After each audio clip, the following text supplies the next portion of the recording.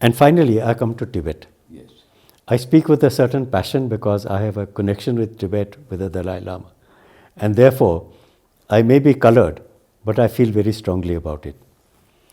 I also feel strongly about it because I've also felt humiliated sometimes by the government of India's approach on Tibet. I don't know if you have time enough to discuss that. Yes. But what has happened is post-Nehru, our view on Tibet is, okay, Tibet is legitimately part of China. And actually Mr. Vajpayee drove the last nail by acknowledging in black and white that Tibet is a part of China. And I feel sorry about it. At least some ambiguity should have been left. Anyway. Now, I question the way we treat the Dalai Lama and his followers. Of course, on the face of it, he's a respected guest in our country, and so are the Tibetans. They have been able to set up a government in exile, the only government in exile that we accept, not recognize, but accept. But I have noticed that we have always treated the Dalai Lama and the Tibetan community as a kind of embarrassment in our relations with China. And we continuously downplay, saying, oh, no, he's only a religious leader. Okay. So what have the Chinese done? He's a religious leader. He's the leader of Tibetan Buddhism. But the Chinese government has said the next incarnation of the Dalai Lama will have to be approved by the People's Republic of China. But we say, no, he has nothing else, he's only a religious leader. When Chinese dignitaries come to India, do you know that our agencies round up the poor Tibetans and make them invisible? Yes. Because if they make demonstrations, it will be embarrassing for India. I say, why? We are a democracy. The Tibetans are here and they have done our country no harm. If others can demonstrate, so can the Tibetans. What does it mean? It's a non-violent demonstration.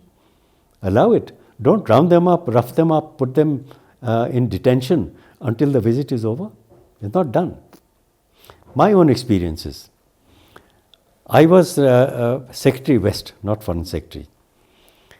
And I was asked by the ministry to brief Vice President Krishan Kant because he was receiving the Dalai Lama. And the briefing has to be done at secretary level. Hence, although it was not my territory, I went and briefed the Vice President. And then my younger colleague from the MEA were there to, cover the visit. Told to me, whispered in my ears, sir, you have to leave at this point because the Dalai Lama is coming. So I was a bit baffled. I looked at him, but he said, that's the policy. And I came back feeling a sense of rage that my country, my Vice President, the Dalai Lama is legitimately here, but a secretary level officer can't be seen in that meeting, although it was not a public meeting even. The answer obviously is the Chinese will know about it and they'll create a ruckus. My point is, we should tell the Chinese, this is our sovereignty, our country. We are not going to be hypersensitive to every objection that you have. They're not doing the same thing. I mean, they are accepting the Dalai Lama's visits to other countries. Why are we so hypersensitive when the Dalai Lama is there? I learned recently, that also made me upset.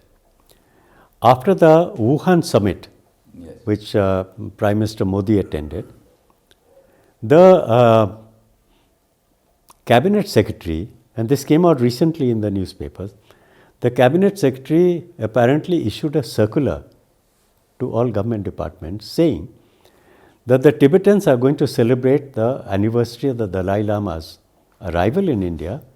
No government servant should have anything to do with it and should not be a part of it. Again, the question I asked is, why? Because the Chinese will be unhappy? My country, I mean, if I want to show respect to the Dalai Lama, why shouldn't I? And I didn't ask for approval in Delhi. Every time the Dalai Lama came to Washington, I hosted him. I called American congressmen and senators. It was public.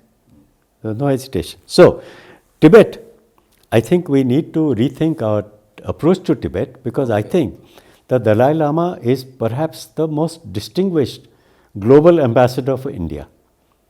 He talks well of India in every sentence he speaks, even when he gives religious discourses. And I think he and his fellow Tibetans, and mind you, he has never complained. He has always been generous in his praise for what India has done for him. But I think we need to be a little more respectful of the Dalai Lama, and the importance of having the Dalai Lama and the Tibetan government in exile on our soil is an important card for me, for China. So my assessment is that yes, I'm unhappy, but I'll make a final assessment, which might have a little surprise. Mr. Modi is in his final year in office, and there is possibility of his term. Yes. Okay. Now, so far, the China policy to me has been no different from previous policies. But I'm noticing straws in the wind, signs of change. Okay. The signs of change, as I mentioned, when you look at the joint statement from in Washington, it's got China written all over it. It's a hardening of position on China. We want these sophisticated arms for what? Think of it. It's going to be used for China. We are asking for high tech. For what? India and US is helping us to become a super economy, becoming a super technology power, because eventually we have to rise up to the level or to be able to confront China, and that's very important. So I'm glad if that shows a change in the thinking, and I'm not privy to it, but if it represents a change, I greatly welcome it. And I like to think that of all the Prime Ministers of India, the one who is closest to Chanakya is Prime Minister Modi. Super realist, handles every situation, takes very strategic views, and he's done that. The one sector that has not been covered so far is China, but I like to think that if he's a Kautilya or a Chanakya, then maybe, like he did with Pakistan, he thought deeply and came up with the surgical strikes at Balakot. And perhaps there will be a significant change. Maybe he's biding his time, and the changes, if they come gently or together, it doesn't matter. But if the course correction takes place, I think it will be a great milestone for a Prime Minister Modi's leadership. Thank you very much, Ambassador. In these videos, we have seen your articulation, your frank and incisive comments with regard to different dimensions of India's foreign policy, and I'm sure that our viewers would watch this with interest, would benefit, and some of them may offer even significant comments. Thank you very much. Thank you, General Sahab.